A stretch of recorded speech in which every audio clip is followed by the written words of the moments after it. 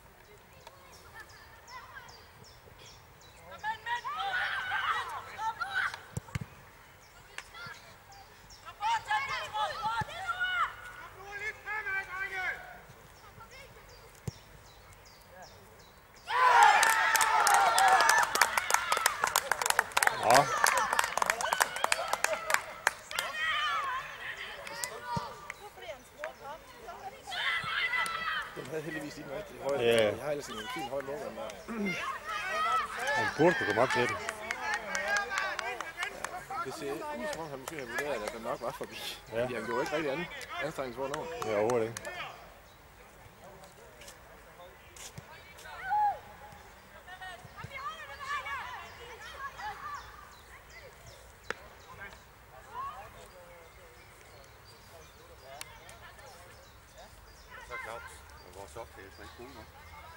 Jo. Jeg tænkte også, om du kunne tage en halvleg her eller et eller andet, eller hvordan er det? Ja, så skal jeg tage den nu, når den ligger inde. Skal du gøre det så? Ja. Ja. Det er godt. Ja, det kører. Så jeg kører bare herfra så. Ja. Du bruger ikke Zoom, vel? Og jeg har gjort det lidt bare lige for at eksperimentere. Det får det lidt tættere på. Ja, jeg brugte også lidt indimellem, men ja. Ikke ret meget. Ja. Jamen, jeg kører den bare. Ja. Så det var godt passe, den var sådan så fint. Ja. Så det er også bare for at eksperimentere lidt. Ja. Fik du det til at fylde lidt ja, altså mindre? Ja, altså anden halvleg, jeg brugte egentlig bare anden halvleg. Ja. Ja, det var den, jeg tog jo. Ja. fordi den lå i en fil, så det var bare lige det letteste. Ja. Var den, kunne du få den til at køre ind på YouTube så? Det kunne jeg også godt, ja. Jeg skulle lige forbi et konverteringsprogram. Ja. Og den fil, den laver der, den kan ikke lægges direkte op på YouTube. Nej.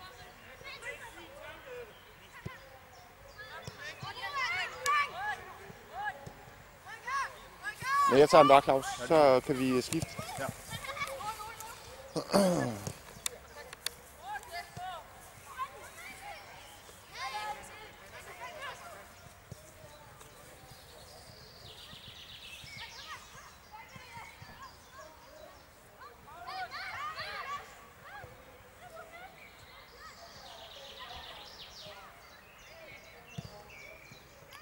Kommer I her i næste weekend? Det er Vejle også. Ja. Det vil jeg se, for det er mange meget gode hold også at møde. Ja, det må man sige. Det får kamp til jeres hold. Ja. Men det er jo også det, det skal til. Ja, det er det. Blive bedre. Altså, Så ved du ikke noget. jeg vil sige, det har jo altid været jer næsten, som jeg synes, vi har haft bedste kamp mod. Ja, ja. Hvor det vipper til den ene og den anden side hver gang, ikke? Vi var rigtig heldige sidste minutter også. Det var vi godt nok. Men altså, Sådan er det jo. nogle gange skal man det også Ja. være heldig, ikke? Det er også godt, de oplever det. Ja. Vi var decideret uheldige i pokalfinalen, synes jeg. Okay. Hvis vi havde været lidt mere heldige og havde scoret i første minut, så havde kampen været en helt anden. Ja. Og til sidst var de jo nødt til at smide det hele frem, ikke? Ja, selvfølgelig. Så det blev 2-0 til Midtjylland. Men det er jo sådan meget godt billede af, hvordan det er i sådan noget her. Ja. Ja, det er jo tæt alligevel, det også. Ja.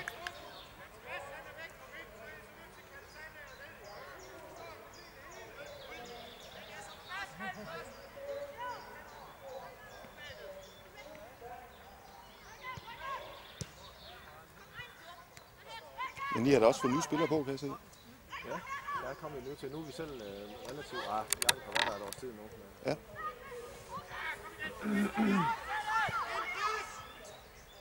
Jamen, nogle af de store, kan jeg se, det er der nye spillere, er det ikke? Jo.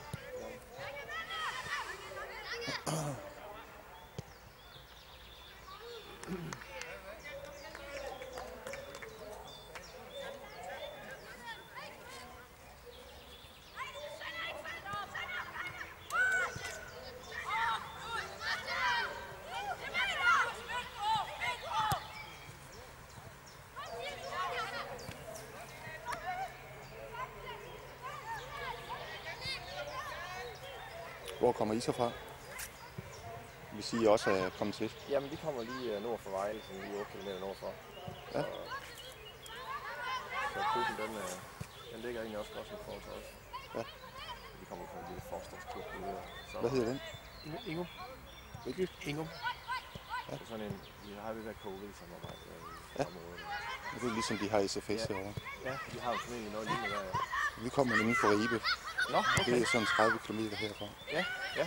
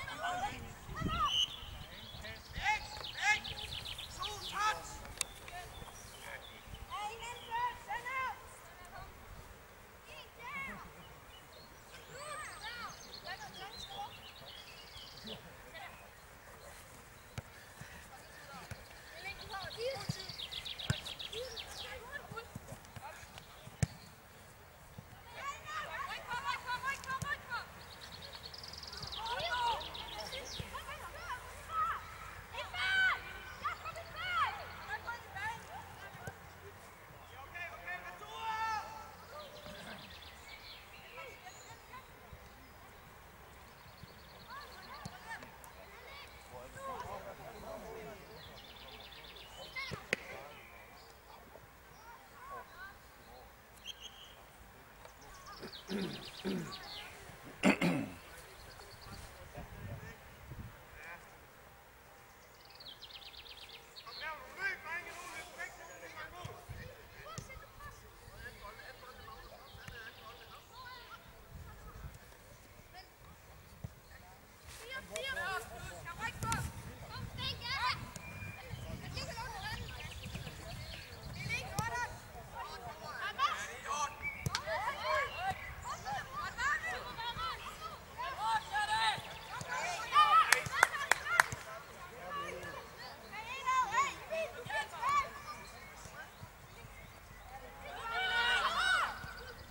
er flot spil, det der. Jo, Magnus. Ja.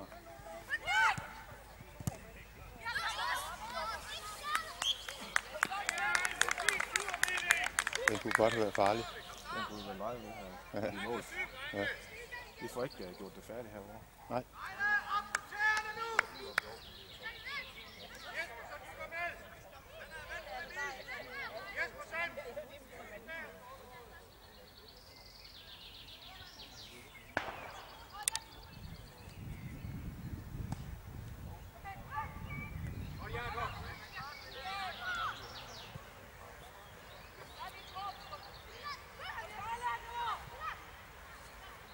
Jeg tror, det var godt, de lagde kampen kunstigt, fordi det er vores pointe 4, som normalt er dem, de bruger. Den er altså ikke særlig god. Ja, det er okay. Ja. Og det her det er i hvert fald en fin. Ja, det er udmærket. Og begge hold lige heldigvis vant til at spille på det. Ja, nemlig. Altså, det er jo det, der kan være problemet nogle gange. Ja, det kan det. Så skal man passe på, ikke?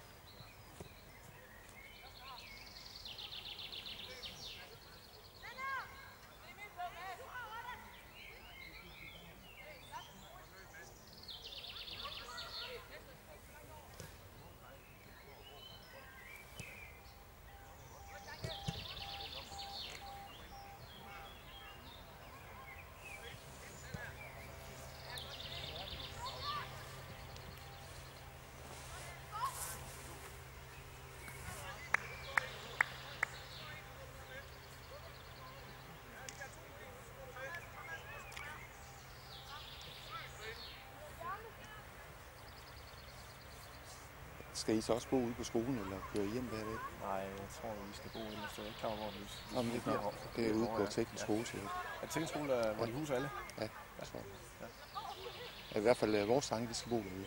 Ja. De har også fået besked på, at de skal møde ind De skal, og blive her. Det synes jeg er fint. Ja, det synes jeg også.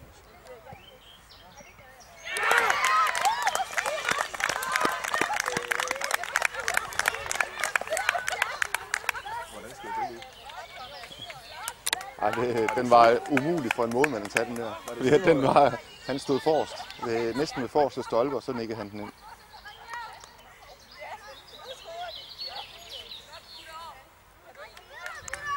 Men det er jo selvmål, ja? Nej, det var ikke. Det var Milling. Ja, han kommer møder bolden først. Ja. Men det er jo typisk vores kamp, det her. Det er jo dejligt at se. Ja.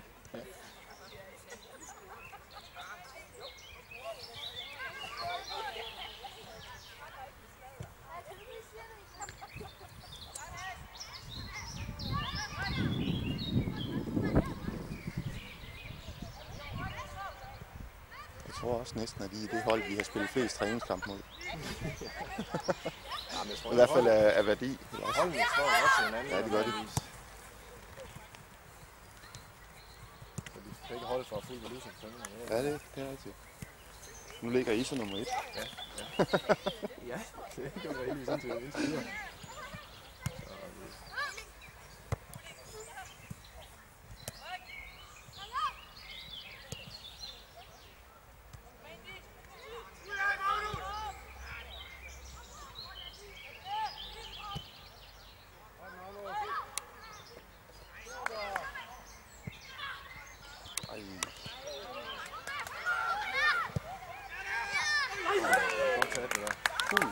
Godt hug også.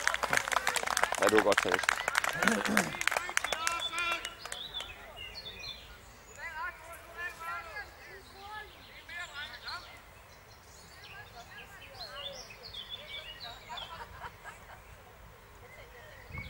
bliver hurtigt varmt.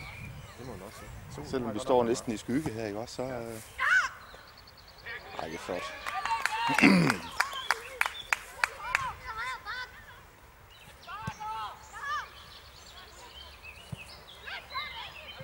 Der var bare ikke rigtig nogen, der fulgte ham. Nej.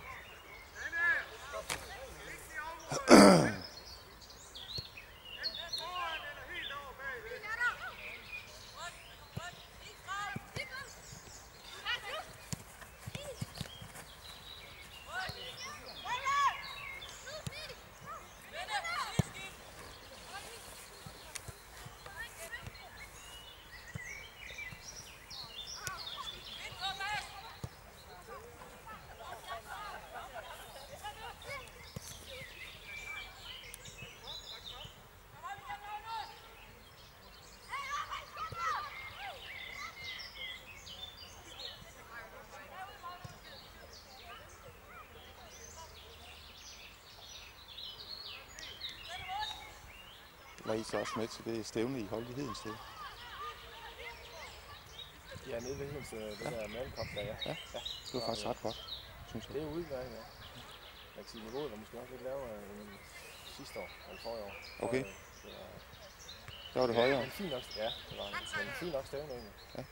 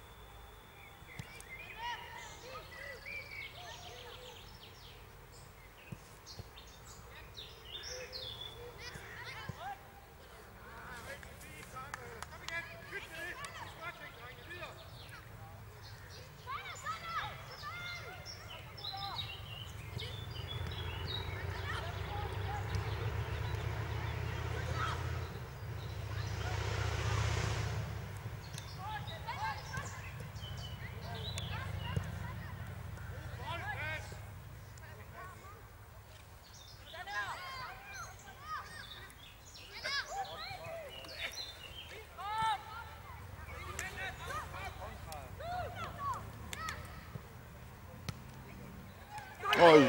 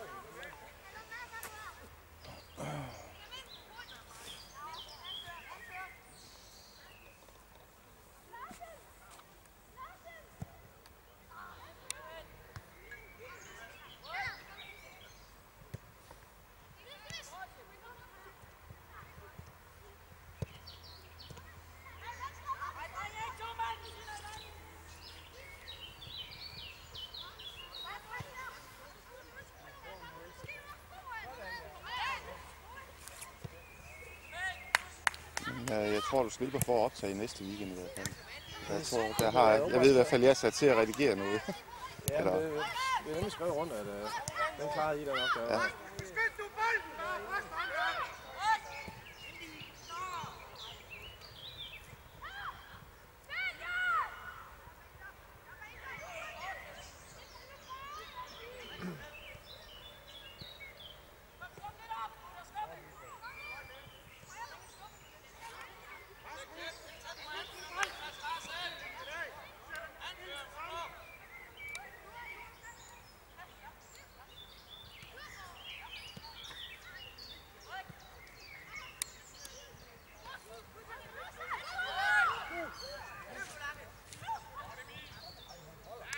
godt spillet.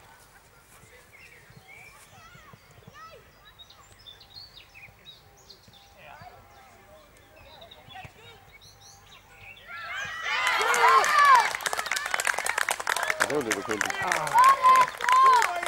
Det er heldigt her sidste gang, det har vi så ikke lige nu. Nej.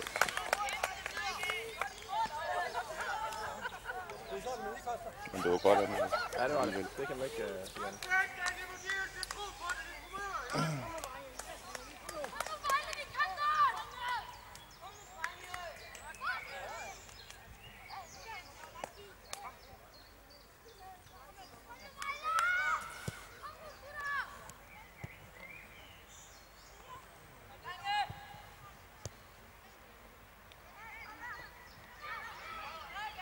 Og VB klarer sig i første division alligevel. Vi klarer lige ærnerne den her gang. Det vil dømme også være en katastrofe, hvis I ikke kommer med der.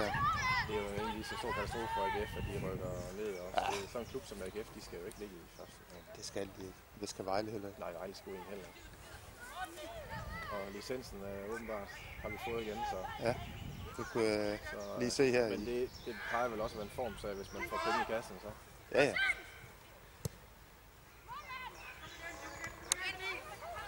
Ej, det ville være en katastrofe, hvis det var, vi ikke havde det. Ja. Hvad endte I som 5'er? Eller 6'er? Nej, jeg tror, at vi er på 7. plads nu. Okay. Nå, I er ikke færdige endnu? Nej, jeg tror, der er 3 eller 4 runder tilbage. Ja. Men vores naboklub Horsens har jo en teoretisk mulighed for at kunne rykke op. Ja. Hvis det hele det flasker sig.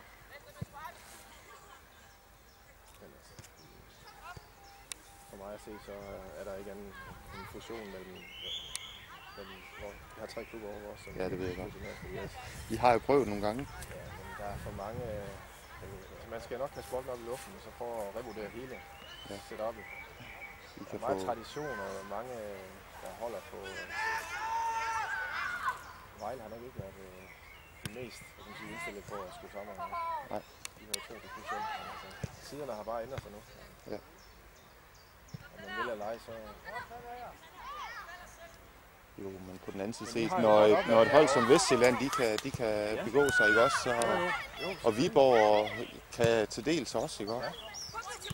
Så er det jo svært. Altså i fordoms tider, der var Vejle jo lige præcis... Der var det jo lige præcis en af de hold, som var i top hele tiden. Ja.